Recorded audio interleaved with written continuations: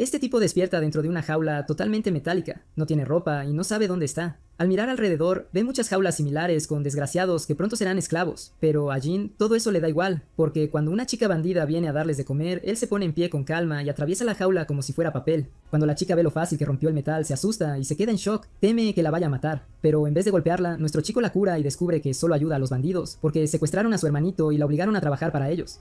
Así que Jin decide ajustar cuentas con esos sinvergüenzas aquí y ahora. Aplasta la puerta y la manda volando junto con el primer bandido, y ni se inmuta por estar desnudo. Va despachándolos uno a uno, dejando montones de bandidos magullados.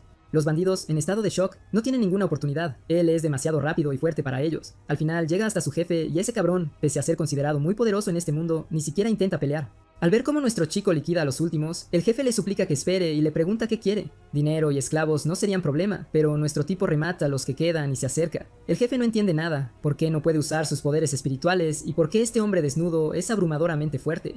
Jin lo mira como si fuera un insecto patético y este desgraciado se da cuenta de que está jodido. Empieza a correr hacia su última carta, una jaula con un monstruo, convencido de que ahora sí tiene al chico acabado. Pero cuando el monstruo se lanza, Jin bloquea su ataque con total facilidad, y el desgraciado queda realmente atónito. Nunca había visto a un humano parar un golpe directo de una bestia con las manos desnudas. Resulta que Jin tiene una constitución sobrehumana, y eso no es todo. Luego saca su poder divino y pulveriza al monstruo con un rayo de energía. Cuando termina, se vuelve hacia ese desgraciado para darle su merecido por lo que hizo a esas pobres almas. Pero, ¿por qué Jin es tan fuerte y cómo consiguió ese poder? Bueno, todo comenzó hace 100 millones de años. Una catástrofe masiva cayó sobre la Tierra y aniquiló a toda la población humana. La raíz de aquella calamidad se dio cuando un virus misterioso empezó a mutar animales, convirtiéndolos en monstruos aterradores de otro mundo que luego llamaron corruptores. En apenas unos años, el brote se propagó tan rápido que la humanidad perdió el 99% de su población. Los pocos supervivientes intentaron con todas sus fuerzas mantener las líneas del frente y contraatacar. Desgraciadamente, pronto quedó claro que la guerra convencional era totalmente inútil contra esas bestias. Movidos por la desesperación, los humanos empezaron a experimentar con los suyos, y de todos los ensayos, Jin Shudu fue el único sujeto en mostrar resultados reales. Junto a él, los científicos diseñaron un contravirus compuesto por nanomáquinas para restaurar el entorno corrupto del planeta. Armado con sus habilidades sin igual, Jin se convirtió en el salvador sobrehumano de este mundo, siempre intentando proteger los últimos núcleos de humanidad. Al final, sin embargo, todo fue en vano. Llegaron demasiado tarde y, con el tiempo, incluso los últimos supervivientes humanos perecieron, sin nadie a quien proteger. La existencia de Jin pareció quedarse sin sentido, pues había fallado en la tarea para la que fue creado, o al menos eso pensaba su amigo científico Kagura. Jin tenía una perspectiva totalmente distinta. Para él, aún había una razón para seguir. Aunque no pudiera salvar a la población presente, seguía convencido de que sus poderes podrían beneficiar a generaciones futuras. Con las nanomáquinas ya trabajando para purgar la influencia de los corruptores del medio ambiente, era optimista de que la Tierra acabaría restaurada y estaba dispuesto a esperar ese día. Por eso, Kagura lo colocó en una cápsula de hibernación diseñada para mantenerlo vivo durante los siglos venideros. Mientras Jin dormía en estasis, los monstruos siguieron arrasando el planeta. Pero conforme décadas se volvieron siglos y los siglos milenios, el cambio en el ambiente global empezó finalmente a acumularse de forma exponencial. Esas criaturas extraordinariamente mutadas comenzaron a deteriorarse poco a poco, dando paso a nuevas especies que prosperaron. Este ciclo evolutivo duró 100 millones de años, hasta que llegamos a una escena en la que un trío de humanoides recién evolucionados intenta desesperadamente huir de un monstruo aterrador. Los supervivientes, aterrados, dan con una ruina antigua y se refugian dentro. La bestia demoníaca irrumpe tras ellos y, acorralados sin salida, los tres están a un paso de convertirse en la cena que sacia al monstruo. En un último y desesperado ruego, la chica del grupo grita pidiendo ayuda y suplica al dios guardián del pueblo que los salve. Milagrosamente la escuchan y despiertan a nuestro chico, que llevaba 100 millones de años durmiendo en una cápsula justo detrás. El humano ancestral lanza un haz de energía y fulmina al monstruo en el acto. El trío, confuso, no tiene ni idea de lo que pasó, y la cosa se complica cuando un hombre completamente desnudo aparece de la nada. Lo primero que hace este tipo en pelotas es buscar su ropa, guardada impecablemente en una caja indestructible que su amiga Kagura desarrolló. Al arrancar los sistemas antiguos del laboratorio, descubre que, básicamente, avanzó 100 millones de años en un abrir y cerrar de ojos. Aunque el paso de las eras corrompió la mayor parte de los datos, es todo un milagro que las máquinas funcionen. Parece que el virus de nanomáquinas que creó Kagura hizo justo lo previsto, aniquiló a los corruptores y ayudó a preservar la instalación. También encuentra un cubo de comunicación que su viejo amigo dejó, aunque su contenido sigue siendo un misterio por ahora. Luego se vuelve hacia los humanoides locales, olvidando por completo que su miembro está al descubierto. Al ver que unos niños lo miran desnudo, se viste deprisa y recupera ese aspecto impecable que lucía millones de años atrás. Poco después sale de la instalación con el trío y queda cegado al instante por el sol intenso sobre el horizonte. La verdad, no esperaba un paisaje tan vibrante. La vista ante él es sencillamente magnífica, un contraste brutal con el páramo apocalíptico que conoció antes, y los niños ya emprenden el camino de regreso al asentamiento, exigiendo que su dios guardián los siga. Nuestro chico, en cambio, está demasiado ocupado intentando averiguar exactamente con qué clase de especie se enfrenta. Al fin y al cabo, la humanidad técnicamente ya debería ser fósil, y esos humanoides con rasgos animales tienen que ser el resultado de millones de años de evolución mezclados con la interferencia continua de nanomáquinas. No solo eso, estos tipos hablan exactamente el mismo idioma que usaban los humanos hace eones, lo que sugiere con fuerza que se separaron de la misma raíz. Él se presenta como Jin Shedu y pide que solo le llamen Jin. A cambio, la chica con orejas de cabra se presenta como Hakama Phil, el tipo con pinta de koala es Dampo y la chica gato a su lado es Shandy. Hakama decide dejar las cortesías para más tarde y empieza a arrastrar a Jin, explicando que su aldea está justo a la vuelta de la esquina. Está desesperada por llevar a su nuevo dios guardián a casa para que ahuyente a los invasores, pero trágicamente, al llegar, la aldea ya ha sido saqueada y varios asentamientos están completamente envueltos en llamas. Shandy pierde los estribos en el lugar de la catástrofe y sale despavorida a buscar a su madre. Mientras inspeccionan los daños, Jin se toma un momento para contemplar lo grave de la situación y nota al instante lo endebles que son las fortificaciones del pueblo. Tanto las murallas como las casas están hechas de madera corriente. Ese detalle por sí solo deja claro que esta nueva civilización está tecnológicamente muy por detrás de la era humana que él recuerda. Adentrándose más, Jin ve a una mujer luchando contra un monstruo extraño. Con solo un vistazo se aprecia que apenas puede defenderse, y pronto se da cuenta de que la criatura es idéntica a los corruptores de millones de años atrás. Además, los corruptores supervivientes no son lo único raro. La pequeña Hakama aparentemente domina una técnica mágica que la hace brillar físicamente, aunque al final su intervención resulta innecesaria. Jin se lanza hacia adelante y deja al monstruo noqueado de un solo y demoledor patadón. Rápido, recoge a la mujer mayor herida en brazos y sale disparado de la zona de peligro, dejando a la pequeña Hakama la entrada libre para rematar. Canalizando su magia, desata una pequeña bola de fuego que tiene un golpe demoledor, dejando oficialmente a la criatura fuera de combate. Al observar al animal muerto, Jin confirma su teoría. Las nanomáquinas atmosféricas sí han despojado a estos monstruos de sus legendarias habilidades curativas. Lo que no entiende, sin embargo, es cómo una chica del lugar pudo manejar esas mismas nanomáquinas. Su hipótesis informada es que esa gente extrae partículas de nanomáquinas directamente de la atmósfera y las canaliza en hechizos ofensivos, tal como él lo hace. El gran inconveniente es que históricamente solo los humanos puros eran capaces de manipular esa tecnología. Se lo dice directamente a la mujer que acaba de salvar, preguntándose si todo el mundo en esta época posee semejante magia. Ella no está del todo segura de a qué se refiere, pero aclara que solo un puñado selecto puede realmente manejar esa habilidad. En su cultura se cree que solo los bendecidos con poderes divinos tienen el privilegio de usar esa magia. En su pueblo en particular no hay más de 4 personas con esa distinción. A Jin no le cuesta mucho atar cabos. Poderes divinos es su manera primitiva de explicar la manipulación de nanomáquinas. Hakama corre hacia la mujer mayor, que resulta ser su abuela, y pregunta con angustia por los demás aldeanos, solo para enterarse de que ya han evacuado. La noticia les provoca un gran alivio, aunque la abuela está muy preocupada de que los niños hayan regresado al pueblo peligroso en vez de evacuar con todos. Al fin y al cabo, la bestia que acaban de enfrentar era apenas una larva comparada con el monstruo adulto que ahora siembra el terror. De pronto, una voz sensata atraviesa la tensión y le asegura a la anciana que no hay nada de qué preocuparse. Ese invasor gigante del que hablaba, el recién llegado afirma con total confianza que puede matarlo él solo. La abuela, al ver esos rostros conocidos de vuelta en la zona de guerra, se queda en shock y pregunta al hombre por los demás habitantes. El guerrero de pelo azul confirma que el resto de los civiles llegó sano y salvo al refugio. Resulta que el hombre mayor que acompaña a ese tipo es en realidad el padre de Hakama, y ambos tienen un reencuentro muy emotivo. Naturalmente, exige saber a dónde se escapó. La niña admite honestamente que fue directamente a la puerta sellada, para absoluto asombro de la abuela, que está furiosa porque Hakama se internó en ese territorio maldito. Según la leyenda local, el dominio tras esa puerta pertenece al dios guardián del pueblo. Como la pequeña Hakama se sintió amenazada por la invasión de monstruos, dice que fue a pedir ayuda a la deidad, y orgullosa apunta que el mismo dios de sus leyendas está justo a su lado.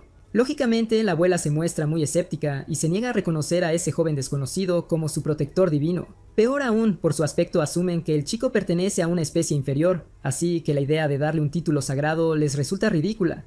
Interviene la pequeña Shandy para convencer a su hermano de pelo azul de que Jin es de verdad el auténtico protector. Él, muy prejuicioso, la descarta rápido, señalando las orejas humanas y corrientes de Jin. En su sociedad, cualquiera que no herede rasgos animales distintivos se clasifica como un ser inferior. Según él, su hermanita está viviendo un gigantesco malentendido ingenuo. Aún así, la niña se mantiene firme y revela con orgullo que ese hombre derrotó sin problema al invasor que los perseguía. Sin inmutarse, su hermano lo desprecia y presume que él podría cargarse a un invasor igual de fácil. Volviendo su atención a nuestro héroe, que ya parece exhausto de tanta tontería, el guerrero de pelo azul amenaza al intruso y le ordena abandonar el pueblo de inmediato porque no tienen lugar para un ser de sangre inferior. El bocazas pasa junto a Jin sin hacerle caso y sigue parloteando. Está tan lleno de sí mismo que se ofrece voluntario para la temeraria tarea de matar al gigante invasor él solo. Por cierto, ese arrogante de pelo azul se llama Sars. La abuela se alarma por la imprudente decisión de Sars y vuelve a mirar a Jin, aunque todavía le importa un bledo quien sea, admite que sería de muy mala educación no darle las gracias de verdad por salvarle la vida. Tras dar las gracias, pide un último favor, que escolten a los niños de vuelta a la seguridad del refugio mientras ella va a asegurarse de que Sars no vaya a desperdiciar su vida por pura arrogancia. Como era de esperar, el chaval se niega rotundamente a obedecer, le han cuestionado su orgullo y no piensa quedarse quieto a que lo pisoteen. Decide dejar claro que no es un espectador inútil y desde luego no una especie inferior. La escena, con justicia, se traslada al lago cercano, que ahora alberga a la grotesca criatura gigantesca. Sars por fin aparece y ni siquiera pestañea antes de colocarse en postura de combate. Con la lanza y el cuerpo cargados de un trueno crepitante, casi como el de Zeus, ejecuta un sprint fulminante hacia la bestia. Para contraatacar, la vil criatura usa literalmente a sus crías como proyectiles. Por suerte, esas larvas viscosas y sin cuidar son blancos fáciles para la lanza electrificada de Sar. Con el paso libre, Sars aprovecha y salta alto para asestar un tajo devastador directamente en la cara del desgraciado. El monstruo chilla de pura agonía. Claro, todos sabemos que no puede ser tan fácil, y así está. Para completo desaliento de Sar, la profunda herida comienza a regenerarse al instante. El shock paraliza al guerrero de pelo azul, dejándolo totalmente expuesto a un contraataque mortal que no puede esquivar, pero tal como se esperaba, Jin interviene en el último segundo y bloquea el golpe enorme sin esfuerzo, como si nada. Sars, el necio arrogante que creía inamovible, recibe de golpe una dura lección de realidad, y esto apenas empieza. El monstruo retrocede y lanza otro ataque con el doble de fuerza, pero el tipo ni siquiera le da oportunidad de balancearse. Con un simple chasquido de dedos, Jin abre un agujero limpio en la carne del monstruo. El petulante solo puede mirar boquiabierto ante el espectáculo. Poco después, el resto del grupo corre hacia la orilla. Ni han terminado de recuperar el aliento tras la loca carrera cuando se quedan boquiabiertos otra vez, viendo a nuestro chico detener al monstruo colosal con una sola mano mientras la criatura sigue aplicando una fuerza inmensa. Jin empieza a aburrirse de verdad del intercambio. Para terminar cuanto antes agarra a Sars por la cintura y se aparta de un salto. Cuando la cámara se aleja, vemos al monstruo enorme atravesado por la energía de Jin de punta a punta. Sars argumenta frenético que los ataques llamativos no sirven si el monstruo puede regenerarse infinitamente. Por suerte, Jin ya había previsto esa variable exacta. Aquí entran las nanomáquinas, neutralizando la regeneración celular del monstruo. El daño que Sars causó antes fue bastante considerable, pero el corte fue demasiado poco profundo para sobrecargar el factor curativo de la criatura. Ahora, Sars está al borde del colapso mental, al procesar la posibilidad de que este tipo inferior pueda ser su dios guardián. Con cierta guasa, Jin niega rápidamente tener raíces divinas que le den derecho a un título tan grandioso. Lo que sí sabe es que su existencia tiene un único propósito: proteger a la gente del futuro y masacrar a los monstruos delante de él. Enfurecida, la bestia gruñe y sacude su enorme cola tratando de aplastar al héroe ágil que se le escurre como agua. Tras concebir una estrategia ganadora, Jin inmoviliza por completo a la criatura, atrapándola en densos cristales de hielo amarillos. Mientras carga un golpe crítico que promete pulverizar a la bestia, por fin se presenta como toca. Se declara un monstruo nacido directamente de la propia y trágica estupidez humana. Es una reliquia que ha sobrevivido 100 millones de años de sueño, el arma destinada a limpiar la tierra de esta horrenda amenaza. Sars no entiende ni de qué demonios está hablando, pero lo único que le importa es si Jin puede cumplir lo que promete. Por supuesto que Jin puede, al fin y al cabo es la culminación literal de incontables y brutales experimentos trágicos, un arma preparada más allá de la imaginación, nacida de la sangrienta historia de la humanidad. Es el primer, el último y el único humano verdadero que queda en este mundo. Con su presentación terminada, Jin desata un ataque de energía tan cegador que el monstruo queda incinerado al instante. El haz es tan insondablemente poderoso que atraviesa la atmósfera terrestre y perfora el vacío del espacio, garantizando que ese desgraciado jamás vuelva a regenerarse. Con el monstruo definitivamente muerto y hecho polvo, Sars pierde por completo las ganas de hablar, con su arrogancia inflada de vuelta en toda la cara. Mientras tanto, fuera de la vista del grupo, alguien parece vigilar muy de cerca a nuestro chico desde los arbustos. Una misteriosa mujer enviada originalmente solo para espiar al nuevo tipo de invasor reportado en el lago, que jamás imaginó tener la suerte de presenciar otro tipo de monstruo en acción. Para ella, ni siquiera los altos mandos de élite de los caballeros sagrados en la capital se atreverían a ir solos contra una amenaza tan colosal. Sin embargo, este joven desconocido lo hizo parecer coser y cantar. La espía está tan entusiasmada que literalmente no puede contener las ganas de contar todo lo que acaba de presenciar a su gremio. Más tarde ese mismo día, Jin por fin escucha el mensaje holográfico de hace millones de años que su amigo Kagura le dejó. Su amigo digital empieza reconociendo que deben haber pasado millones de años para cuando Jin finalmente vea esto, y por ese enorme salto temporal, Kagura se pregunta con angustia cómo será el futuro de la Tierra y si el planeta realmente se ha curado. Desde el primer momento da la mala noticia, los corruptores malvados nunca desaparecerán por completo aunque el mundo se recupere drásticamente, y la verdad es que eso ya resulta evidente. Jin acaba de pelear contra uno hace nada. Kagura revela que mientras Jin estaba en hibernación profunda, él mismo entraba periódicamente en sueño frío solo para observar los cambios graduales que ocurrían en todo el planeta. Gracias a la restauración ambiental, el número total de corruptores iba decreciendo constantemente. Desgraciadamente, a medida que el ecosistema cambiaba, los corruptores evolucionaron con él, y esa adaptación dejó claro que el mundo nunca podría librarse por completo de la amenaza. Para contrarrestarla, Kagura explica que editó genéticamente a las nuevas formas de vida emergentes, dotándolas de la capacidad de resistir a los corruptores en vez de caer víctimas. Además, Kagura revela que dejó un potenciador enorme específicamente para nuestro chico. Esa ominosa jeringa llena de líquido verde brillante es exactamente lo que Jin necesita inyectarse en las venas. Al hacerlo, el cuerpo de Jin empieza a chisporrotear y a irradiar energía arcana. El suero le otorga compatibilidad total con las nanomáquinas, y cuando la integración termine, Jin podrá generar objetos físicos mediante la transformación de las nanomáquinas.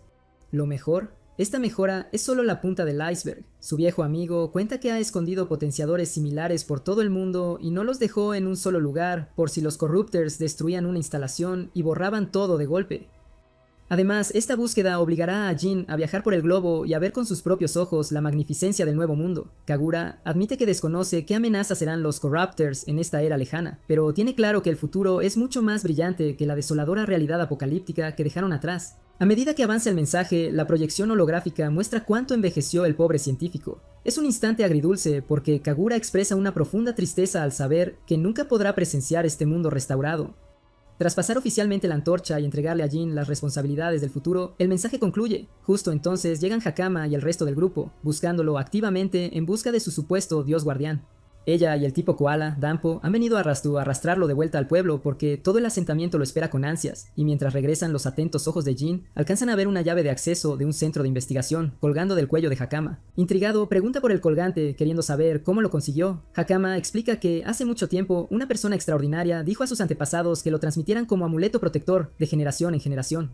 La leyenda decía que si un peligro inminente amenazaba la aldea, esa misma llave invocaría al dios guardián para protegerlos. Al oírlo, Jin se conmueve profundamente. Está encantado de que su amigo haya hecho tanto por él y se siente sinceramente en deuda con Kagura. De vuelta en el centro del pueblo, ya hay una fiesta en toda regla. Mientras todos comen y beben a mandíbula batiente, los niños por fin vuelven a poner a su guardián en el centro de atención, aunque el ambiente cambia cuando los adultos empiezan a chismear al ver a una criatura de una especie inferior. Para sus mentes cerradas, no tiene sentido que un ser biológicamente ordinario ostente el legendario título de Dios Guardián. Justo cuando están dudando en voz alta del potencial del chico, Sars se levanta de repente y les planta cara, montando una bronca por atreverse a señalar a su salvador. Incluso llega a repartir unos puñetazos bien merecidos. Al fin y al cabo, esos hipócritas fueron los mismos cobardes que salieron por patas en cuanto apareció el peligro. Y viendo ese tira y afloja, Hakama y Danpo casi pueden oler la hipocresía que emana de Sars. Al fin y al cabo, él fue literalmente el primero en burlarse y dudar con vehemencia de la fuerza de Jin apenas unas horas antes. La abuela del pueblo se adelanta para hablarle en persona y, sintiéndose profundamente en deuda, intenta expresar su más sincero agradecimiento en nombre de toda la comunidad.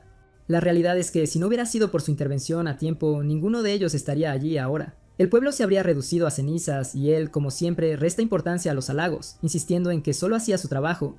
Aún así, sabe que no lo dejarán marchar sin ofrecerle algo a cambio como muestra de buena voluntad. En lugar de pedir riquezas materiales, solicita algo mucho más valioso: información.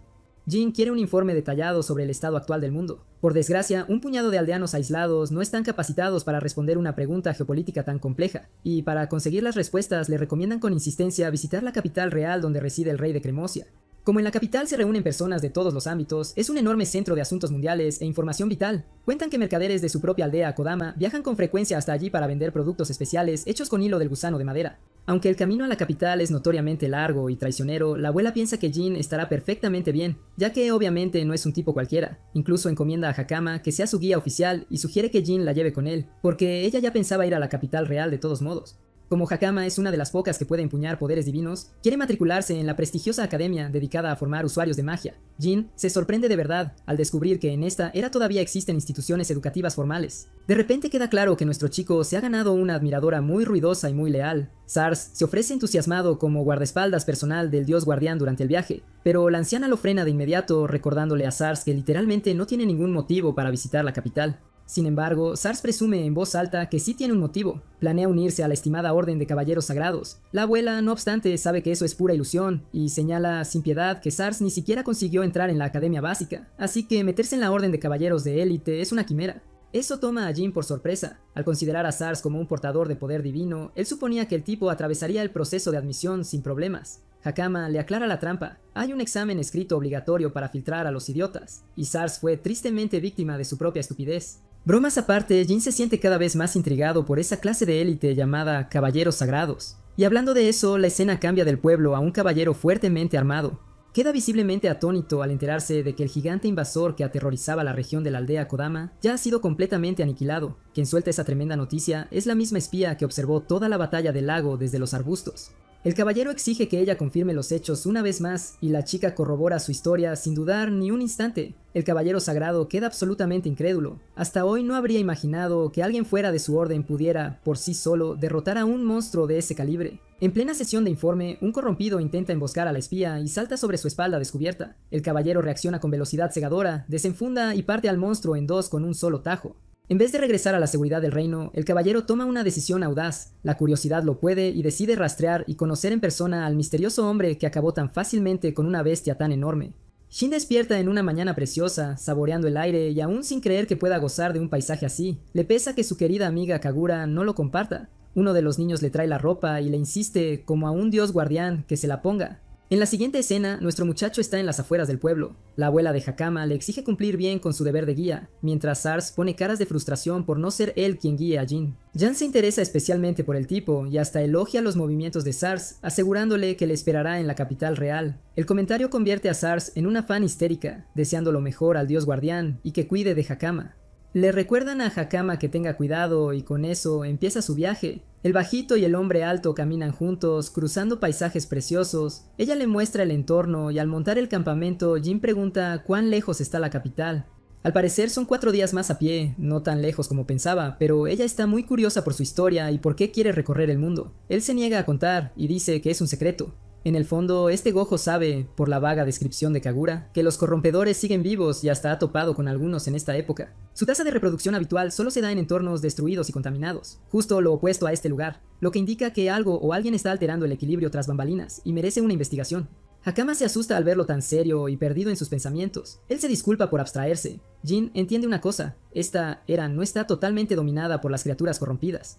Hay señales claras de supervivencia por todas partes. Su primer objetivo es investigar a la gente de esta era y luego ocuparse de los corruptores. Investigar a los monstruos no es tan difícil, puede hacerlo personalmente y a su ritmo. Además, Bro quiere un cambio inmediato y pide a Hakama que deje de llamarlo Dios Guardián. Ella le tiene demasiado respeto y él le insiste que simplemente lo llame Jin. El sonido de un caballo galopando llama la atención de ambos. Ha llegado un caballero sagrado con su equipo pidiendo hablar un momento con nuestro dúo. El tipo parece el típico príncipe encantador, pero a Jin no le importa y aún así pregunta quién es. Perteneciente a la Orden de Caballeros Sagrados, el capitán de la 7ª división se presenta como Argus Sultan. El concepto de caballero sagrado todavía es nuevo para nuestro chico, que se pregunta si estos son los seres interesantes que mencionaron los aldeanos. En el grupo de Argus, una caballera caprichosa hace un berrinche y le grita al plebeyo por ignorar a su líder y negarse a levantarse. Incluso le dice a su capitán que esos dos deben ser los culpables, hasta que Argus le pide que se contenga. Karina se queja en el fondo, mientras el caballero ahora trata a Jin con más respeto. Nuestro chico solo tenía curiosidad por lo que dijo Karina antes, pero el caballero lo despacha como si ella solo hubiera sido grosera. Argus cambia de tema y pregunta la identidad del hombre, de dónde viene y a dónde se dirige.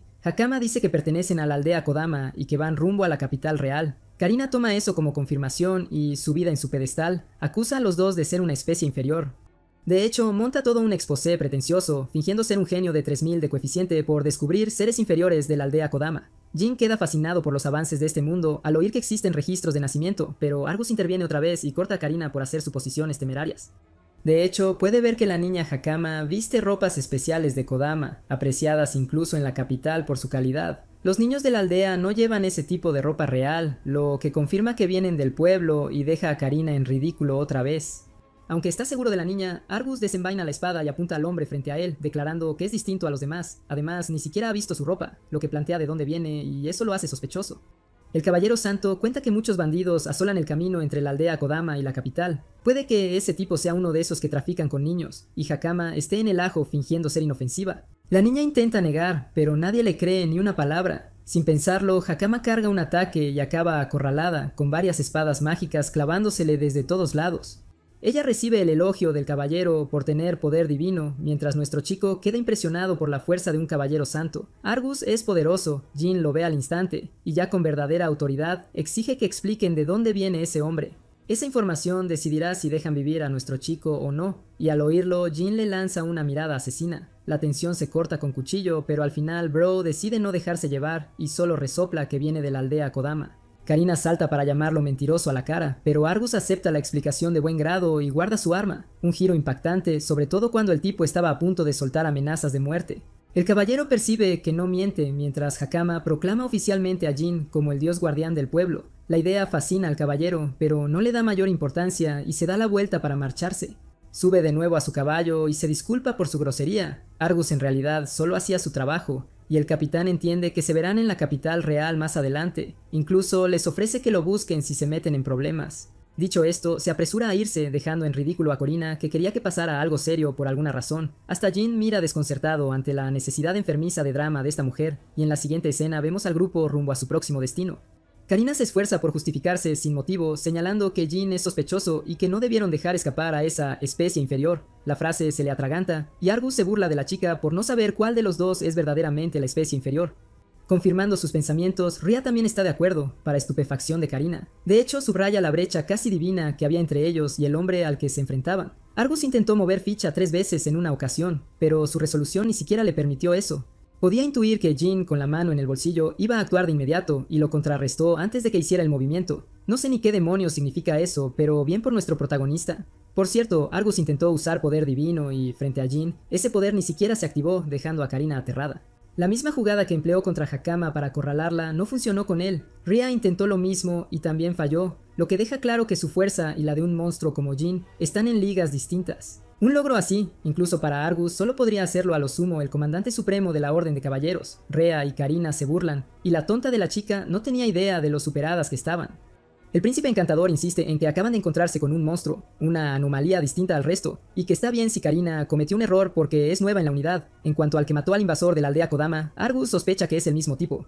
Karina piensa que la situación es peligrosa, pero su capitán, más sensato, opina que es arriesgado atacar sin información. Además, cree que Jin está bastante tranquilo por ser tan pasivo, y ahora su objetivo es volver a la capital real porque su intervención ya no es necesaria.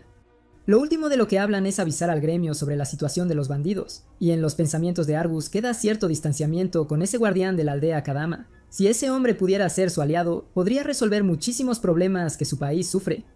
En la siguiente escena, nuestro chico vuelve a la carretera con Hakama, comentando cómo se toparon con alguien interesante el otro día. Se pregunta si todos los caballeros sagrados son tan fuertes como ese, pero Hakama aclara que Argus fue excepcional. Incluso dentro de la Orden de Caballeros, solo los mejores de los mejores son llamados caballeros sagrados y destinados a ser líderes. Argus está en la cima de su liga, y ella hasta hace el gesto de lo rápido que activó su arte espiritual el otro día, un término que al chico le suena desconocido. Al parecer, en la era actual pedir prestado el poder de los espíritus se llama poder divino, y las técnicas para cultivarlo son básicamente métodos o artes espirituales. En otras palabras, las nanomáquinas de Kagura y Jin las están tratando como espíritus, algo que no alcanzan a comprender. Sabe que deben parecer una fantasía muy distorsionada para esta época, pero no puede evitar recordar la furia de Corina hacia los seres inferiores. Jin despierta su curiosidad con ese término y va aprendiendo que en la era actual existen varias razas distintas. También hay razas que parecen insectos o peces, y según las palabras de su abuela, cierto linaje podría incluso vivir en el agua o en regiones concretas por sí solo. Eso cambió con el tiempo porque las criaturas evolucionaron para adaptarse. La idea fascina a Jin. Enseguida reflexiona que quizá algunos supervivientes humanos fueron la chispa que inició un ciclo evolutivo que se manifestó 100 millones de años después. No quiere darle demasiadas vueltas a esa gran suposición. En cambio, Jin piensa que la gente que no cambió ni se adaptó básicamente acabó convertida en ganado al que llaman especies inferiores. Como no pueden adaptarse, los ven como los últimos de la cadena, débiles, y su sociedad los trata como unos don nadie, y hasta los vende como esclavos. La existencia de la esclavitud en esta era le inquieta al chico, pero Hakama se mantiene firme en su opinión. Afirma con claridad que apenas hay diferencia entre ellos y los seres inferiores, y no entiende por qué la gente desprecia a otros solo por ser distintos. Cada persona es rara a su manera, y al oírla, Jin queda impresionado con el carácter de la niña. Mientras conversan, aparece alguien frente a ellos, hecho polvo y maltrecho, y el crío se desploma en la carretera pidiendo ayuda, con Hakama corriendo a socorrerlo. Jin observa al crío con atención y se da cuenta de que no tiene rasgos animales por ningún lado, así que es humano. Está cubierto de moretones de la cabeza a los pies y esas heridas no son de un accidente cualquiera. Hakama hace todo lo posible por levantar a la niña mientras Jin activa sus poderes para ayudar a curarla. En vez de agradecer, el crío deja la farsa y saca una cuchilla, apuntando al cuello de Hakama y amenazando con matarla si se mueve un centímetro. La situación resultó muy distinta a lo que el chico imaginaba. Ahora sabe con certeza que lo tendieron desde el principio y escanea el entorno en busca de los que hay cerca. Un hombre se materializa de la nada alabando a Poirot por seguir sus órdenes. Esa habilidad se llama camuflaje sigiloso. Funciona gracias a nanomáquinas que absorben la imagen del entorno y la usan para crear una capa de invisibilidad. La única pega es que deja de funcionar al moverse, pero esos tipos la aprovecharon muy bien. El capitán acosa a Jin, llamándolo especie inferior y burlándose de su ropa. Le pregunta otra vez de dónde viene, pero el chico está frío en su racha de silencio y no responde. Hakama grita preocupada por él, mientras el capitán amenaza con matar a la niña si se mueve siquiera un poco. Hakama actúa de nuevo y activa su habilidad, pero el chico le ruge que pare en seco. No quiere que ella use ese poder contra la gente. Deja claro que es peligroso. La niña no sabe qué hacer, mientras el capitán bandido se lo está pasando en grande al descubrir que la chica también tiene poderes divinos. Le preguntan a Jin si él también puede manejar esa fuerza, pero el tipo está de cachondeo y se hace el misterioso. El cabreado bruto le da una patada y le recuerda a la especie inferior que se quede en su sitio. El capitán se cabrea con su subordinado por intentar dañar la mercancía, aunque tampoco esperan sacar mucho dinero con ella, ni conciben que Jin tenga poder divino, a lo sumo parece un ser inferior. Y Hakama empieza a entender que son los bandidos y traficantes de esclavos de los que Argus les advirtió. El líder de los bandidos activa un hechizo propio para encargarse de la chica primero, mientras Hakama teme por su vida, pensando que así las van a raptar y vender como esclavas. En la siguiente escena, de forma hilarante, Jin la despierta de su sueño de belleza. El tipo está sin camiseta porque esos tontos le robaron literalmente todo su estilo y solo le dejaron los calzoncillos. Hakama parece estar bien, pero de verdad quiere saber dónde demonios están. Parece una especie de instalación de contención donde mantienen a los demás esclavos. Jin explica que es el escondite de los bandidos, señalando incluso a los que fueron capturados antes que ellas. Todos esos tipos parecen hechos polvo, la mayoría son especies inferiores. Es una escena sombría, pero hilarantemente, a Hakama le intriga más porque ese tipo tiene el pecho tan al descubierto. Jin explica que le quitaron todo por parecer raro, pero ella está alucinada de lo seguro que se muestra este hombre sin ropa. Al parecer, la apariencia es lo que más cómoda le resulta a Jin, pero aparte de eso, lo que más le intriga es por qué no contraatacó en ese mismo momento. Con su poder casi divino, podría haberlos borrado de un solo golpe. Antes de que pudiera responder, envían a Poirot a la habitación a desayunar. Al verlas despiertas, les ofrece de comer. Hakama está cabreada, pero a Poi no le importa que la odien. Nunca esperó ser perdonada. La chica inocente se enfada, pero Jin deja helada a la de pelo azul al llamarla bondadosa. La víctima fingida se queda en shock, pero Jin cuenta que la gente mala ni siquiera se plantea si otros los odian o si merecen perdón. Que Poirot piense en eso ya basta para concluir que es buena. En fin, el tipo en ropa interior termina con sus posturas de yoga y pasa al tema serio. Agarra las rejas al más puro estilo del tío Hiro y, literalmente, las dobla para hacerse un hueco. Poirot se queda boquiabierta por lo que acaba de ver. En verdad, Jin llevaba todo ese tiempo esperándola para hablar a solas. La de pelo azul no entiende el motivo, pero Jin ya intuye que la tienen chantajeada para trabajar porque alguien a quien quiere está preso por aquí. Poirot está aterrada de lo clavado que ha acertado el tipo. Él incluso le cura las heridas, aclarando que solo se dejó engañar porque sabía que las lesiones de la chica eran reales. Los criminales no suelen dejar a sus propios aliados al borde de la muerte. Así supo al instante que Poirot estaba siendo chantajeada y obligada a trabajar. Las palabras de Jin le produjeron una culpa tremenda y acabó confesando que su hermanito fue capturado por esos 6 cabrones. La amenazan constantemente con vender al niño fuera del país si se resiste, diciéndole que jamás lo volverá a ver. Poi se derrumba en llanto, contando que incluso sus padres fueron masacrados por esos bastardos y que su hermano es lo único que le queda. Con solo escuchar su versión, ese hombre se pone en marcha como ningún otro. Jin entra en una rabia literal, y Hakama por fin entiende por qué se dejó capturar así. Su objetivo siempre fue salvar a esa gente, aunque sabe que los villanos son tercos y un verdadero dolor de cabeza. Si dejas escapar aunque sea uno, luego es un desastre porque recuperan fuerzas y vuelven a armar lío. En resumen, el tipo quiere aplastar a estas cucarachas y empieza dándole una paliza a ese peludo con una patada por la espalda.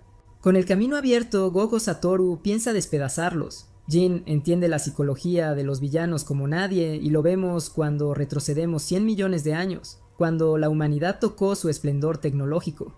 El muchacho entonces estaba destrozado y sin nada. Al principio admiraba la justicia, pero vino una conclusión más inquietante. Todo mundo que necesita justicia está lleno de gente mala, dispuesta a cazarte.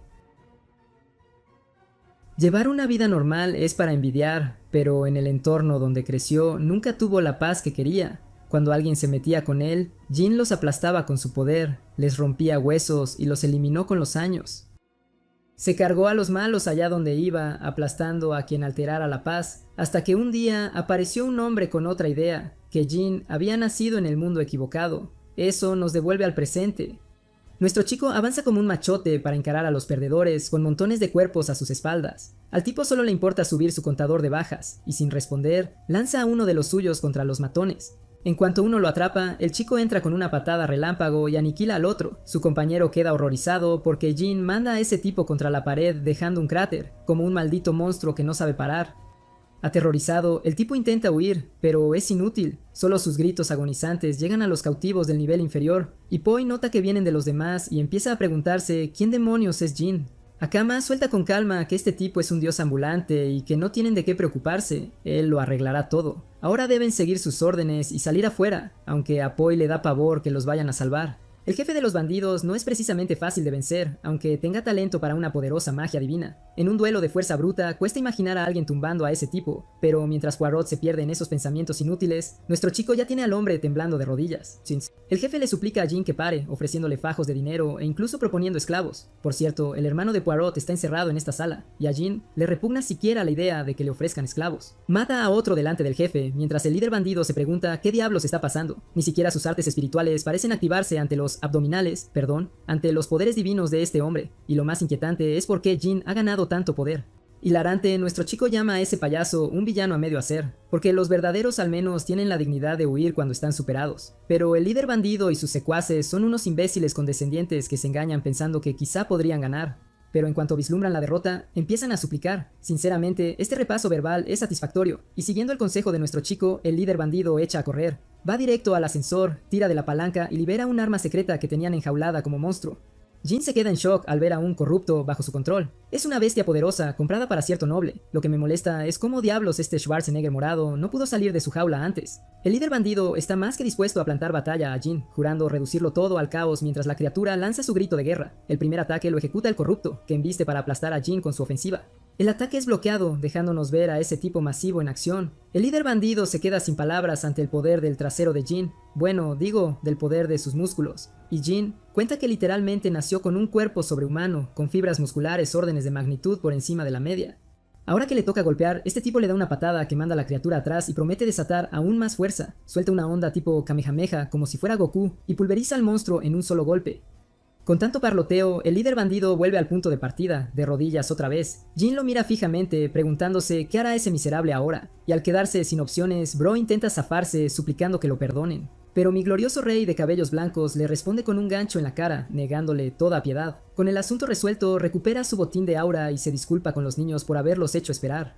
Primero, Bro quiere revisar los documentos para reunir pruebas directas de sus crímenes. Abre un cajón y encuentra un curioso juego de apuntes que a primera vista parece un tesoro, pero no es así. El chaval no tiene ni idea de qué demonios está leyendo, el idioma le es ajeno, así que ni siquiera puede pedir ayuda a Hakama, y aún así, Jin no logra entender por qué esos bandidos estaban usando a los corruptos.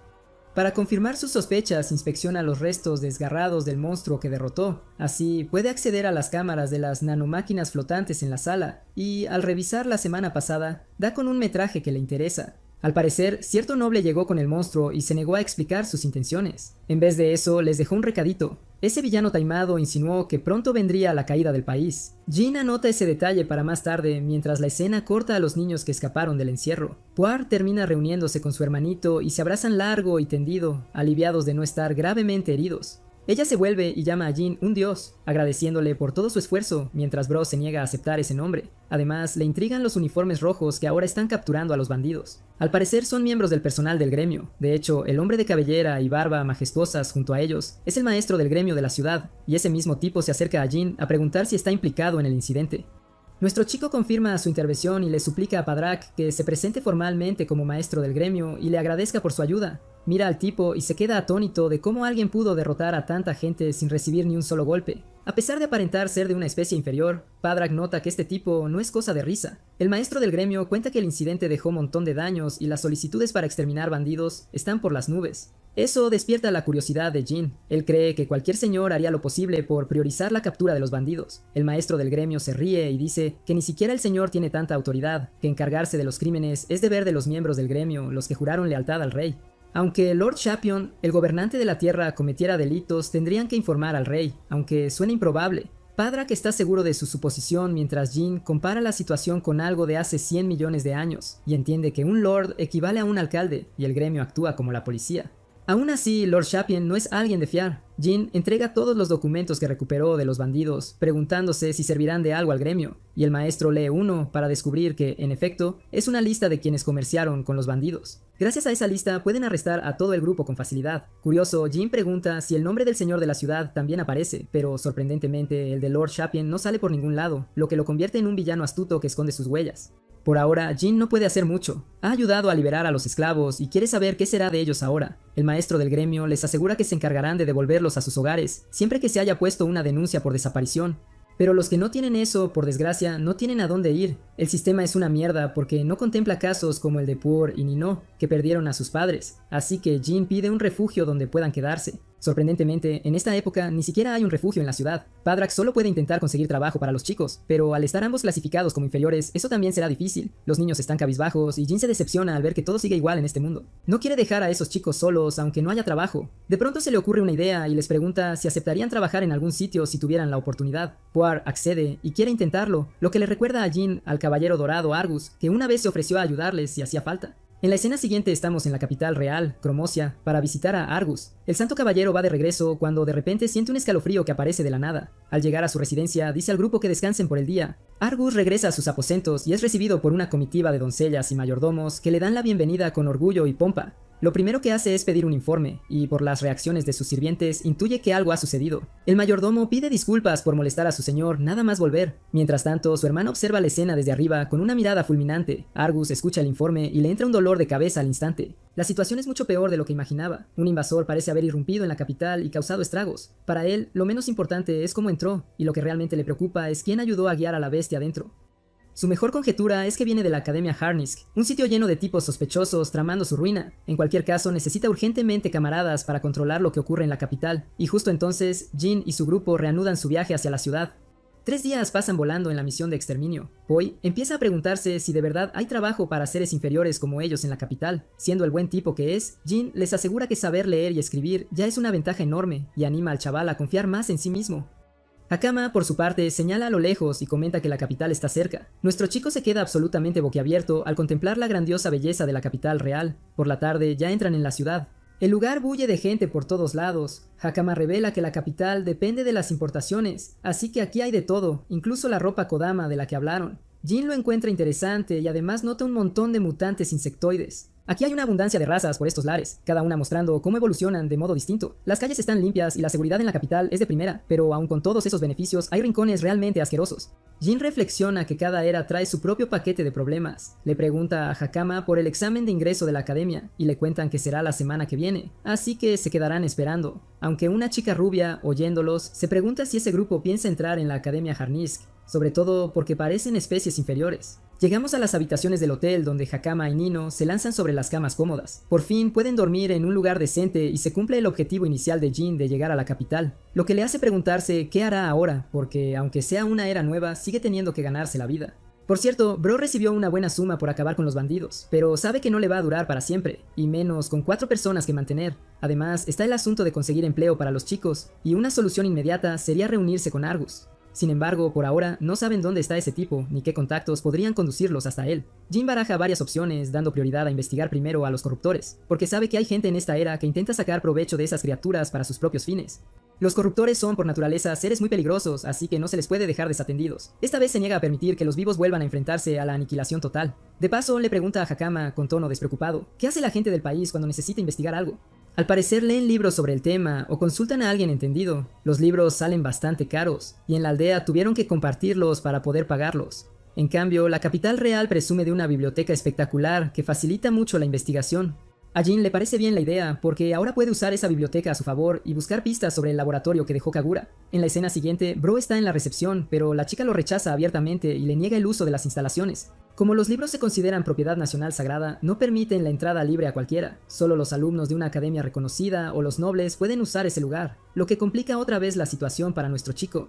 Hakama le recuerda a Jin en tono cómico que Bro ni siquiera puede leer en su estado actual. Aunque se esfuerza por aprender las letras, le llevará tiempo dominar el idioma. Se rasca la cabeza como si tuviera un examen, mientras dos tipos encapuchados los vigilan en secreto por la misión. Se acercan a enfrentar a Jin para una simple charla, pero la conversación comienza con un puñetazo. Nuestro chico atrapa el puño por reflejo y, burlón, le comenta lo educado que fue al presentarse.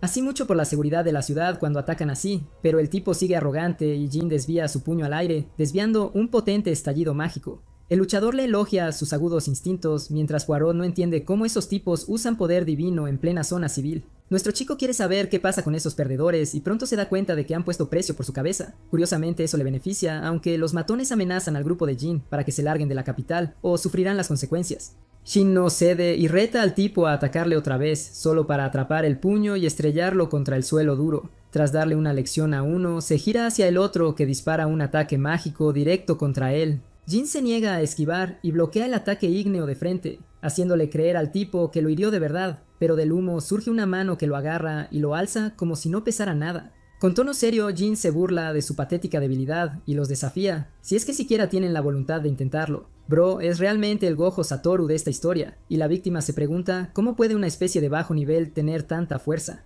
De repente, la orden de un caballero detiene la pelea. Es Corina, fastidiada por tener que interrumpir su día libre por este lío, y a la chica ni siquiera le importan los atacantes que agredieron a Jin. Solo quiere encerrar a Hakama y a nuestro chico de una vez por todas para gran satisfacción de Jin, provocando una escena que llama la atención de alguien ligado a Argus pese a que ella le está gritando en la cara.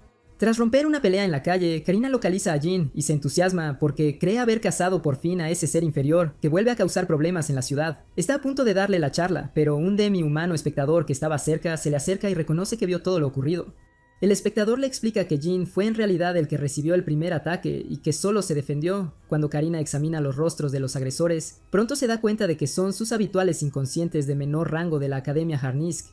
Ella espera en silencio que la hermana menor del santo capitán no esté envuelta otra vez en este embrollo. Jin le pregunta a Karina si anda de patrulla y la cuestiona al respecto, señalando que pensaba que ese tipo de tareas las manejaban los miembros del gremio en la ciudad. Karina responde que simplemente estaba cumpliendo su deber caballeresco de mantener el orden mientras se dirigía a una cafetería cercana, y ahora que ha visto personalmente a Jin derrotar con facilidad a varios alumnos fuertes de la academia, empieza a creer que las sospechas previas de su capitán sobre ese supuesto humano inferior podrían ser acertadas.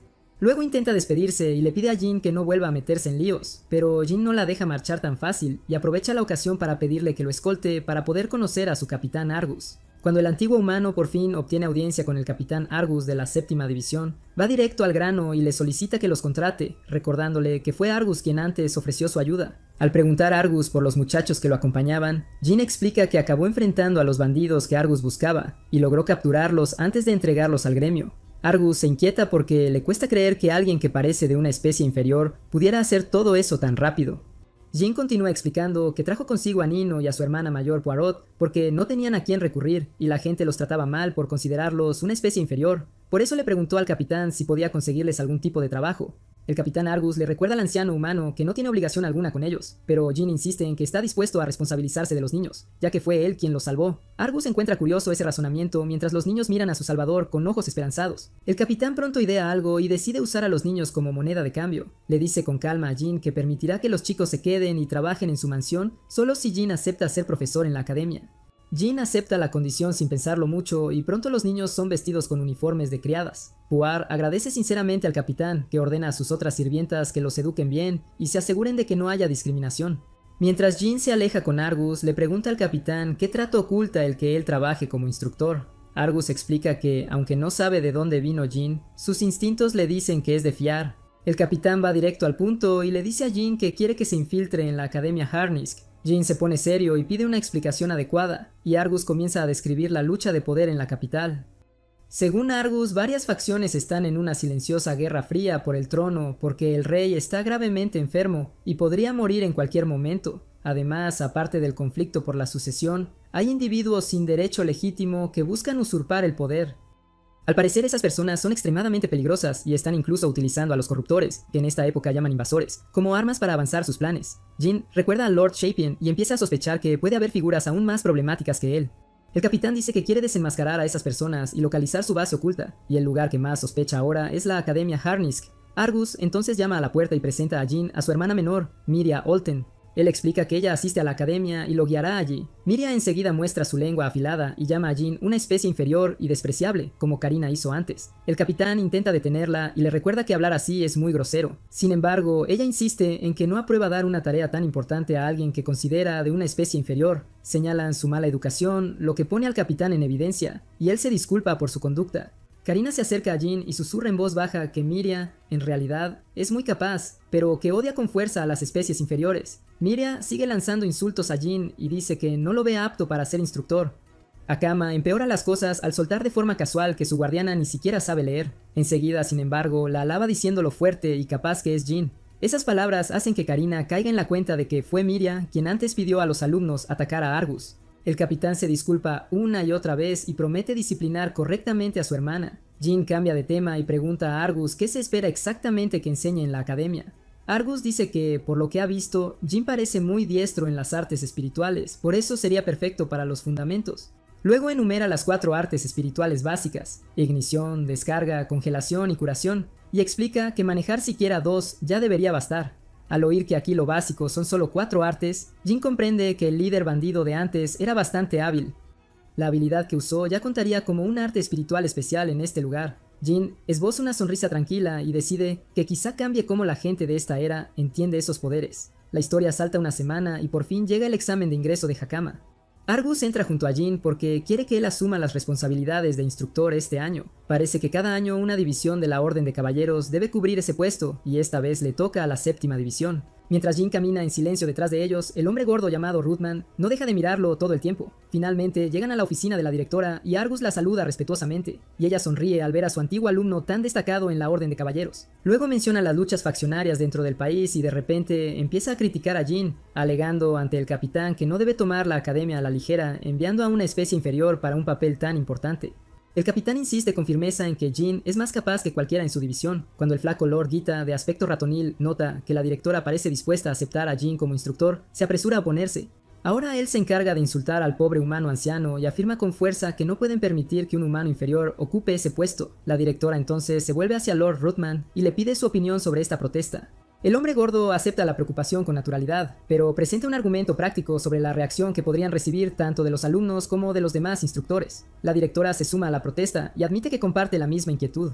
Jin se da cuenta de que hablan de él sin incluirlo, así que adelanta un paso y se defiende antes de saludarlos respetuosamente. Se presenta con calma y buenos modales, demostrando que puede mantener la compostura aun cuando lo ridiculizan abiertamente. Luego les hace a los señores una pregunta directa. ¿Lo juzgan por parecer una especie inferior o porque creen que carece del poder necesario para el puesto? La directora sonríe y responde que lo único que les preocupa es si realmente posee la capacidad requerida, y le pide que se lo demuestre. Cuando Argus sugiere que la directora lo pruebe ella misma, ella acepta y organizan un combate de práctica en el área de entrenamiento de artes espirituales de la Academia Harnisk. El astuto y flaco Lord Gueda sale al frente para enfrentarse a Jin, riendo y diciendo que al menos Jin no se humillará demasiado porque hoy apenas hay alumnos. La directora explica las reglas y deja claro que solo pueden pelear usando artes espirituales, porque eso es precisamente lo que espera que el nuevo tutor enseñe en la academia. Algunos estudiantes se reúnen para ver el combate, entre ellos Miria, que se coloca entre los espectadores. Ella está emocionada porque es la primera vez que verá al flacucho pelear en persona. Jin ya sabe cómo acabará, pero suspira quedo y permite que el instituto sea testigo de su poder. Argus, sin embargo, empieza a dudar. Es la primera vez que verá a quien recomendó luchar frente a otros y teme que Jin lo humille delante de todos. Lord Gita, en cambio, parece encantado y ansía acabar el combate rápido para poner a Jin en su sitio. Él declara rápido que tomará la iniciativa y lanza de inmediato una enorme bola de fuego que cree suficiente para derrotar a Jin de un solo golpe. Jin esquiva el ataque con calma y facilidad, mientras el flacucho sigue confiado en que ganará y probará que el capitán se equivocó. Luego encadena su ataque estrella, lanzas de relámpago, mientras Jin sigue esquivando cada embestida y poco a poco le saca de quicio. El flacucho cree que todo lo que Jin sabe hacer es huir, y Jin suspira en silencio pensando que ese poder nunca fue para usarse contra personas. Pero sin otra opción, Jin decide finalmente mostrar su habilidad y revela a propósito un arte espiritual único, usa una manipulación de la gravedad y obliga al flacucho Lord Gita a pegarse al suelo, inmovilizándolo y dejando claro que nunca tuvo oportunidad y que su arrogancia no valió nada. El director y Lord Rodman, el gordo, quedan atónitos por lo que presencian. Incluso Argus y su hermana Miria se quedan boquiabiertos tras ver una exhibición de poder tan limpia que nunca habían visto antes. Cuando preguntan qué diablos acaba de ocurrir, Jin explica con calma que simplemente manipuló la gravedad alrededor de Lord Gita. Al oír a la gente decir que no habían visto nada igual, Jin sonríe en silencio al comprender cuánto tienen por aprender alumnos e instructores de la academia. Lord Gita rechina los dientes frustrado, tendido en el suelo y con aspecto absolutamente miserable. Por pura lástima hacia el viejo arrugado, nuestro héroe finalmente libera la presión gravitatoria que lo mantenía inmovilizado. Gita tiene un ataque, grita que una técnica espiritual así no debería ni existir. Insiste en que es inferior, tiene que estar usando algún truco ilegal. Nuestro chico se queda en silencio, soportando el maltrato verbal como un campeón, mientras el anciano le chilla en la cara como una Karen. Al ver el intercambio, la directora toma su decisión con calma. Los estudiantes alrededor también quedan impresionados. Miria, en particular, no puede entender cómo controla tanto poder divino. Normalmente los inferiores apenas poseen nada. Su curiosidad se dispara y está decidida a descubrir quién es realmente Jin. La escena cambia a la ceremonia de bienvenida una semana después. Allí la directora anuncia que la Academia Harnisk fue fundada para formar guerreros capaces de eliminar amenazas invasoras. Quien sea demasiado débil para seguir el ritmo no tiene lugar entre sus muros. Sin embargo, los que triunfan tienen prácticamente garantizado un futuro de estatus e influencia. Observando desde arriba, unos semihumanos junto a Miria se sorprenden de la cantidad de novatos reunidos. Bastantes de ellos ni siquiera vienen de familias nobles. Un semihumano león llamado Rías saluda a Miria con naturalidad y comenta que es inesperado verla en persona en la ceremonia. Al charlar, de pronto nota a un inferior sentado junto al claustro y casi se atraganta. Pierde totalmente la compostura cuando Miria revela que el inferior es en realidad su nuevo profesor. Ella le pide a Rías su primera impresión honesta, basada solo en la apariencia. Cuando él, sin rodeos, describe al tipo como un don nadie corriente sin mujer ni vida, ella admite que ese fue su juicio inicial también. Con varias miradas que le taladran, Jin se da cuenta rápido de que no puede empezar a investigar la academia abiertamente desde el primer día. Antes que nada necesita cambiar su imagen de inferior inútil a algo más neutro y poco amenazante. Ahora mismo siente que lleva un objetivo enorme pintado en la espalda. Cuando termina la ceremonia, por fin es hora de su primera clase. Mientras tanto, Lord Gita reúne a los alumnos mayores y anuncia que las clases regulares han vuelto oficialmente.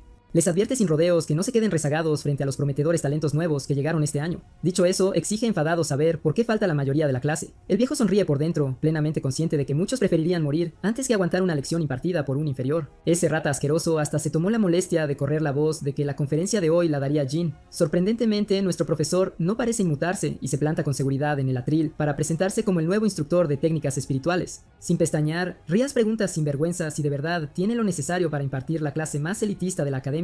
Nuestro chico responde con una sonrisa serena, ya lo sabrán pronto. Incluso le dice al semihumano león que puede retirarse si la clase le parece por debajo de su nivel. Con eso aclarado, impone una regla de inmediato: nunca, bajo ninguna circunstancia, usen poder divino contra humanos. Para justificarlo, explica que el poder divino fue diseñado para suprimir la regeneración de los inhibidores. Sin embargo, los humanos se recuperan normalmente tras las heridas, lo que prueba que su propósito real siempre fue eliminar invasores. Al oír eso, algún bocazas al fondo se pone a hablar basura, llamándolo blando por no tener poder divino. El mocoso insiste en que tiene todo el derecho a usar su fuerza como le dé la gana. Algo molesto, el profesor Jin lo invita a demostrar si es tan débil como dicen. Allí mismo, en medio de la clase, le pide al estudiante que lo golpee con su movimiento más fuerte, y el chaval sonríe con arrogancia, jurando que no volverá a pisar clase si el profesor siquiera lo roza. Aprovechando la oportunidad, conjura una lanza de relámpago crepitante de energía. Hasta el señor Gita se tensa, temiendo que el aula no aguante tanto desatino, y sin dudarlo, el estudiante lanza la lanza directo a Jin, levantando una enorme nube de polvo. Todos pensaron que el inferior había sido aniquilado, pero entonces una hoja surge de la niebla y se clava en la pared detrás de él, rozando por poco su fea cara. Jin dice con calma que la espada lo habría atravesado si realmente hubiera querido acabar con él. Con eso da su primera lección del semestre. Nunca juzgues a alguien solo por su apariencia. Rías mira en silencio, preguntándose si aquello siquiera contaba como arte espiritual, y el profesor Jin continúa explicando con naturalidad que a los inferiores se les llama así porque se les considera débiles. Entonces, como alguien claramente muy por encima de ellos, pregunta qué lo convertiría en tal. Su aura se eleva hasta su cenit mientras responde a su propia pregunta, y eso, declara, es lo que se llama un maestro. A continuación, imparte una segunda lección. Pregunta al mismo chico si sabe los requisitos para activar las artes espirituales. Haciéndose el sabio, el alumno responde que todo se reduce a una imaginación vívida. Si lo visualizas con suficiente claridad, los espíritus lo harán realidad. El profesor Jin admite que la imaginación importa, pero añade que hay un elemento crítico que todos están pasando por alto. Explica que los espíritus responden a distintas longitudes de onda, y son esas las que realmente desencadenan sus acciones. En total hay 8 longitudes de onda primarias. Entre las más conocidas están ignición, descarga, curación y congelación, pero también existen el control de la gravedad, el control de la luz, el control atmosférico y la manipulación espacial. Lord Gita casi se atraganta al verlo usar las 8 con tanta naturalidad. Con esa revelación, nuestro chico inicia formalmente su primera lección verdadera, y más tarde esa noche contempla por dónde comenzar su investigación sobre los secretos de la academia. El campus está repleto de estudiantes por todos lados. Tras la exhibición en clase, él se convierte en el tema principal de conversación, y si quiere respuestas necesita acceder a donde los alumnos no pueden entrar. De camino se cruza con Miria. Sin dudarlo, ella le pide sin rodeos que admita quién es en realidad. Él responde preguntando cómo podría ser otra cosa que no fuera el supuesto inferior con el que todos lo etiquetan, y ella concede que eso tendría sentido, si no fuera por su capacidad de dominar las 8 artes espirituales sin esfuerzo. Ni siquiera la mayoría de los semihumanos puede hacer eso. Nuestro chico se encoge de hombros y le dice que no es tan complicado, que es como cambiar de pestaña entre distintas longitudes de onda, aunque sabe que en la práctica es más complejo de lo que suena. Ella pide que continúen la conversación en un lugar privado. Ya a solas repite su pregunta sobre quién es, y esta vez él afirma ser simplemente un humano que fue colocado en sueño criogénico bajo la aldea Kodama durante unos millones de años. Para complacerlo, ella pregunta qué hacía antes de la hibernación. Jin contesta con total sinceridad que fue agente de fuerzas especiales de su país, y aunque han pasado milenios, recuerda esos días con la viveza de quien habla de hace apenas unos años. Curiosa, insiste y pregunta por qué alguien que luchó por su nación habría sido sellado en un sueño criogénico. Él, con pesar, admite que fracasó en su misión, que de verdad creyó que si se exigía hasta el límite podría salvar a todos, pero al final falló y lo perdió todo. También confiesa que hacerse profesor no fue casualidad, necesita la influencia de la familia Alton. Luego le pregunta a dónde se dirigen y ella lo conduce a una habitación polvorienta y medio derruida, explicando que antes era un almacén donde los instructores guardaban sus materiales. En una de las estanterías, una estatua de búho le llama la atención al instante. Él le pregunta cuál fue su verdadero motivo para traerlo allí, y Miria confiesa que ha estado investigando el extraño hueco vacío justo al lado de ese cuarto de almacenamiento. Es demasiado grande para estar simplemente sin uso, así que está segura de que oculta algo importante. Sin perder ni un segundo, el profesor Jin extiende la mano y toma la estatua del búho, y ella lo mira de reojo, extrañada, preguntándose por qué acaricia una vieja decoración polvorienta. En cuanto la gira un poco, las estanterías se separan y revelan un pasaje oculto que se adentra más. Él la felicita con calma por haber acertado sobre la existencia de una habitación secreta, y Miria se queda sin palabras, sin entender cómo resolvió el mecanismo tan rápido. Nuestro profesor explica con frialdad que notó que el búho era el único objeto limpio en una sala cubierta por gruesas capas de polvo. Después le dice que se quede atrás mientras él entra solo a investigar la cámara sospechosa. Sorprendida, Miria afirma con firmeza que lo acompañará. Él le recuerda que podría haber un invasor peligroso dentro y que quizá no pueda protegerla, y la rubia deja claro que no conviene subestimar sus habilidades. Con seguridad dice que está a años luz de todos en su clase, solo su hermano podría superarla. Al oírlo, él decide creérselo, y ambos bajan con cuidado por la escalera en ruinas, que se hunde mucho más profundo de lo que ninguno de los dos esperaba. Miria agradece en silencio lo cómodo que es dominar la luz con tanta facilidad en plena oscuridad. Jin suelta en voz alta una broma. El lugar parece la mazmorra perfecta para que aparezcan monstruos en un juego de rol, lo que deja a la chica desconcertada por la referencia gamer. Curiosa otra vez, ella vuelve a sacar a relucir su pasado. Pregunta si ya tiene algún sospechoso en mente, que cazar amenazas era su supuesta especialidad, y él no puede evitar sonreír por lo rápido que aceptó su historia increíble. Como pequeña recompensa por su confianza, el profesor Jin revela que sospecha con fuerza que Lord Rodman podría estar implicado de algún modo. Ella pregunta enseguida por qué está tan seguro, y Jin explica que, aunque el hombre parece carismático en las clases, cuando está solo hay algo profundamente inquietante en él. En esos momentos de calma, ese canalla de aspecto grasiento da la sensación de estar tramando algo turbio. Él comenta que ese comportamiento es típico de quienes son totalmente distintos a la imagen que muestran al mundo, sin duda. Además, le parece bastante obvio que el hombre es excesivamente perspicaz para ser un profesor. Miria admite que al principio sospechó de Lord Gita, pero Jin descarta esa teoría. Alguien sin control emocional jamás podría planear algo realmente siniestro. Para su sorpresa, incluso llega a decir que ese viejo chiflado arrugado probablemente tenga buen corazón. Por fin, los dos llegan al pie de la escalera, que se abre a un enorme salón cubierto de polvo. Los ojos de Miria se abren de par en par ante el enorme laberinto oculto justo debajo del terreno de la academia. De repente, Jin se detiene porque está igual de pasmado. Ni en sus peores imaginaciones esperaba hallar el laboratorio de Kagura en un sitio así. Cuando Jin observa las puertas protegidas por nanomáquinas, que la gente de esta era simplemente llamaría espíritus, se convence de que aquello debe ser el laboratorio de Kagura. Miria se pone nerviosa porque, pese a buscar mucho tiempo, nunca había dado con esa enorme puerta oculta bajo la academia. Jin le explica que la gente normal necesitaría una llave de acceso especial para abrir una puerta así. Recuerda cómo Hakama heredó la llave en la aldea Kodama, y piensa que alguien en este lugar debió heredar una llave similar de la misma manera. Sin embargo, Jin ya sabe que él mismo posee automáticamente acceso total, así que levanta la mano con calma hacia adelante. El sistema de cerradura lo reconoce de inmediato como la persona con mayor autoridad y abre la puerta rápidamente para él. Mientras las grandes puertas se abren lentamente, Jin se pregunta en voz baja si quien intenta derrocar a los gobernantes de este país podría ser también alguien que tuvo acceso a este lugar. Mientras tanto, Miria sigue allí, atónita, incapaz de asimilar que algo así existiera justo bajo su academia todo este tiempo. Ella le pregunta entonces a Jin si de verdad no necesitó llave, y Jin comenta con despreocupación que los humanos antiguos son especiales en ese sentido. Miria empieza a creer que lo que dice Jin podría ser cierto y lo sigue en silencio, internándose más en el laboratorio oculto.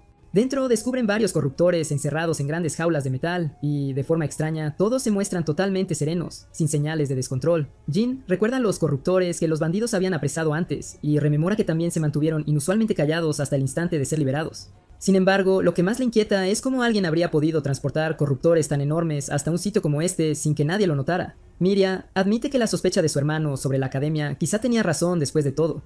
Ella sugiere quedarse escondidos y esperar para tenderles una emboscada cuando vuelvan, porque los culpables seguro regresarán tarde o temprano. Jin, sin embargo, le dice que en vez de quedarse esperando, deben sellar la academia cuanto antes y ocuparse primero de estos corruptores. Miria argumenta que no pueden permitir que el cerebro detrás de estos escape, pero Jin explica que proteger a los alumnos debe ser la prioridad, porque si estos corruptores se desatan, pondrán en peligro todas las vidas de la academia. Al decir que su hermano probablemente habría tomado la misma decisión, la chica finalmente acepta su plan. Jin añade que tiene un mal presentimiento sobre todo esto y que cuando lo tiene, sus instintos suelen acertar. Dice que investigará un poco más el laboratorio él mismo y le pide que suba a buscar a su hermano para que la academia quede en toque de queda y los estudiantes estén protegidos. Tras enviarla de vuelta a la superficie, Jin se adentra más en las instalaciones subterráneas con la esperanza de encontrar pistas útiles. Mientras tanto, en la superficie, la rata flaca es ridiculizada por haber perdido ante el nuevo tutor. Aún así, sigue llamando a Jin una especie inferior y lo culpa por arruinarle la reputación, hasta que el director se acerca a Lord Gita y le pide a la rata que deje esos movimientos extraños porque los alumnos ya se están sintiendo incómodos. Ella es humillada en público por el director antes de que le pregunten por Lord Rodman, desaparecido desde esa mañana. El director se siente desbordado, pero la ausencia del hombre gordo solo la angustia más, y justo entonces nota que se forma una nube oscura sobre la academia y se pregunta qué acaba de suceder. Mientras tanto, Miria corre hacia la superficie, pero al salir por la puerta se encuentra cara a cara con Lord Rodman, el hombre gordo que había desaparecido en la mañana, ahora con una expresión pura y maligna que deja claro que no trae buenas intenciones. De vuelta en el laboratorio, Jin examina unos extraños portales rojizos que parecen latir como si estuvieran vivos. Se pregunta si aquello está realmente vivo y si fue obra de Kagura, y entonces encuentra el cubo de mensaje que Kagura dejó junto al inyector de nanomáquinas. El humano ancestral espera que el cubo contenga pistas para entender y resolver la situación actual. Lo activa rápidamente y aparece un holograma de Kagura sosteniendo un café con total naturalidad. Él ya había previsto que Jin llegaría a este laboratorio antes que nadie, pues está más cerca de donde despertaría. El doctor explica que en ese laboratorio estaba desarrollando un dispositivo que la humanidad ni siquiera había conseguido hace cientos de millones de años, y que una pequeña porción de la energía del aparato ha sido sellada dentro del inyector para que Jin la use.